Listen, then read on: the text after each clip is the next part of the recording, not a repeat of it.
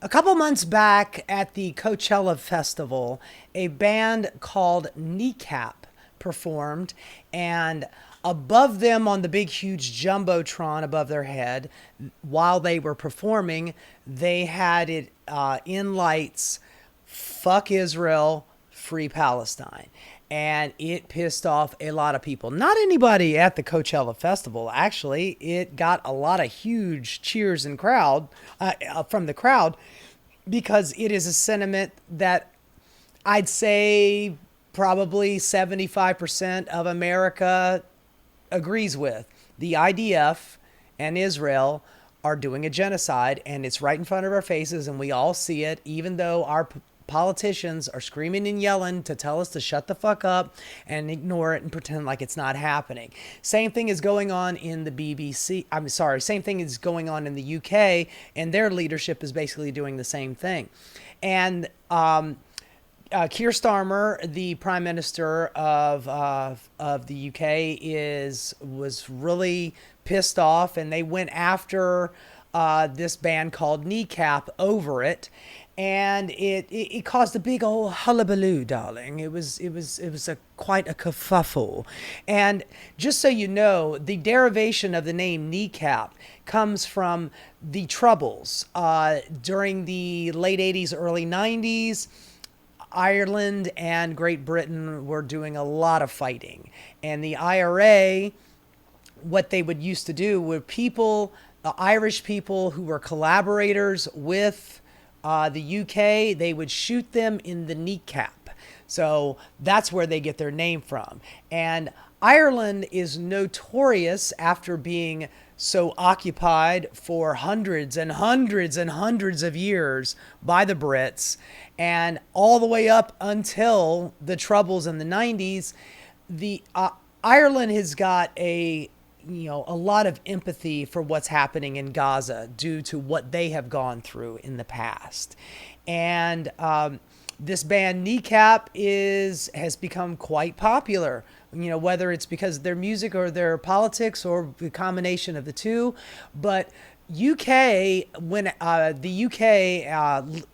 after Kneecap over that whole, I think it was "fuck Israel" or "fuck the IDF." I think it was "fuck Israel" and "free Palestine." So the UK political leaders went after Kneecap. I don't know if they got fined or what have you. But anyway, recently, over the weekend at the Glastonbury Festival, they were performing yet again. And the BBC said that we're not going to air them. They did everything that they could not to air them. And instead, they aired a artist named Bob Vylan, which, by the way, is a pretty cool name. He's ripping off of, I think it's probably a combination of Bob Marley and Bob Dylan, Bob Vylan. At least that's what I'm thinking. Anyway, Bob Vylan performs, and this is what the BBC ended up airing, as opposed to Kneecap. And talk about a kerfuffle.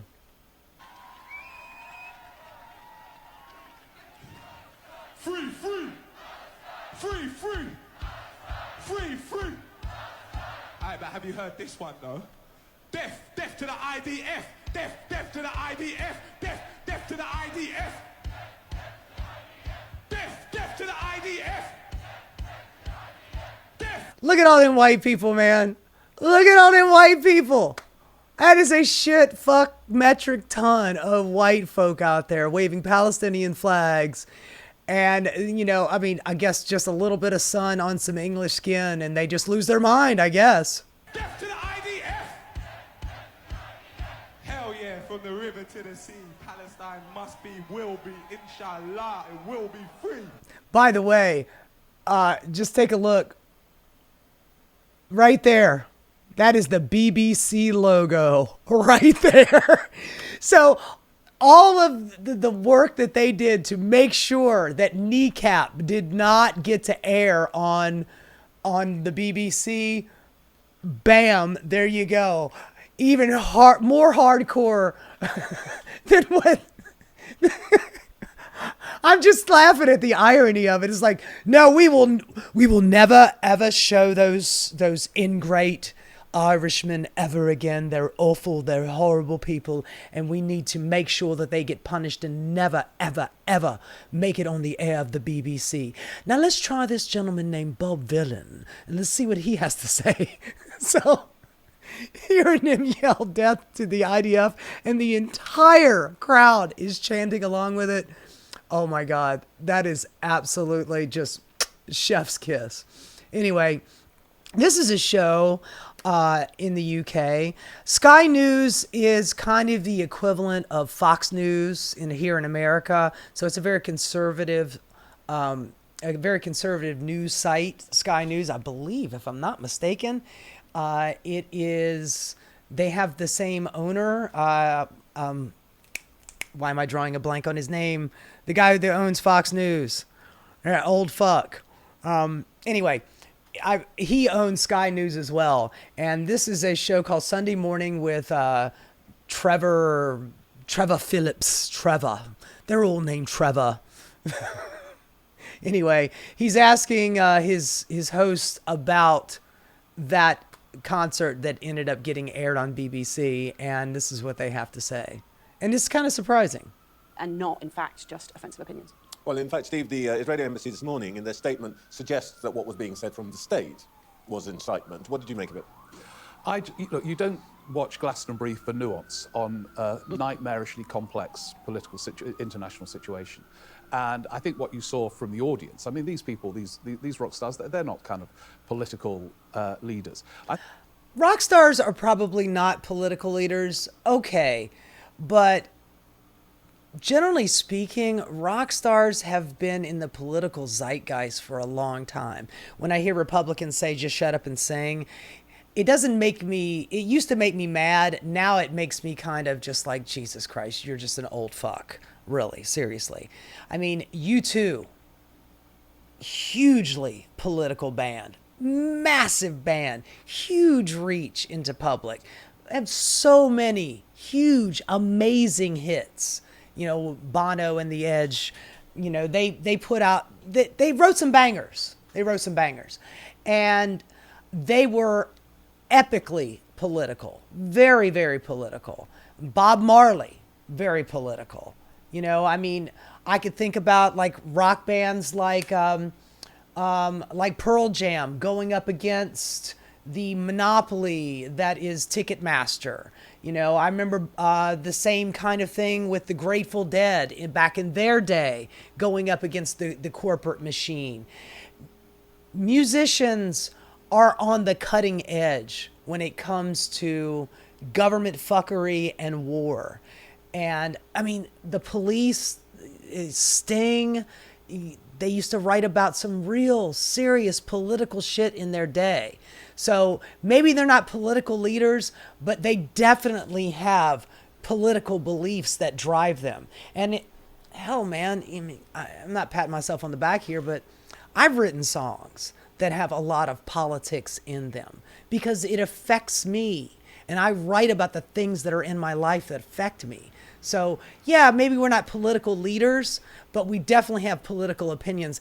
And the fact that we are able to stand on stage in front of a large quantity of people, it does have an effect. So, anyway, let's see what else he's got to say. I think what you saw from an audience is there is real anger about what's going on in Gaza. I get it every day from people who don't follow politics, to my annoyance, but they are really taken aback by what's happening in Gaza, and you got that. And, you know, Wes Streeting, of course, was very careful to say October the 7th was a horror that needs to also be addressed. Everyone has to balance with these things. I don't think what you saw at Glastonbury was thousands and thousands of people relishing in anti-Semitism. I think you just saw a kind of bunch of people expressing horror with Gaza. And I get it all the time wherever I go with friends. You know, they say, well, why doesn't Starman say more about it? And that's what it was. Well, let's leave that one because we've no doubt provoked a flood of social media posts that characterises all of us as crazy Zionists or crazy extremists or whatever. Everybody has their own view. Let's come on to this week's business, the welfare bill. Anyway, that's more, you know, their local politics. But to hear an older white man basically just say, hey man, everybody is feeling this. Everybody can see this. It's not just, it's not just, these rock stars, or it's not a handful of people.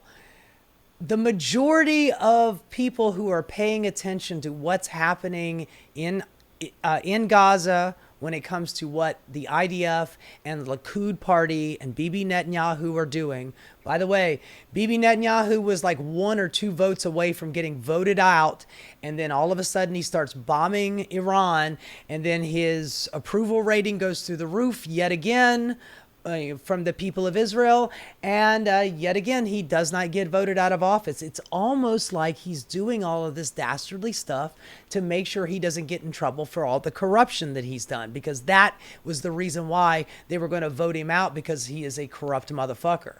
Anyway, I just thought that was pretty interesting. It was pretty funny. They do everything they can to make sure that they don't allow their people to see the live performance of Kneecap, and then they decide, let's just go with this other guy, and he is even more, fervently against the IDF. It was pretty hilarious. Anyway, interesting stuff, pretty funny. Hey guys, thanks so much for watching. If you enjoyed what you saw, please like and subscribe. Keep rocking.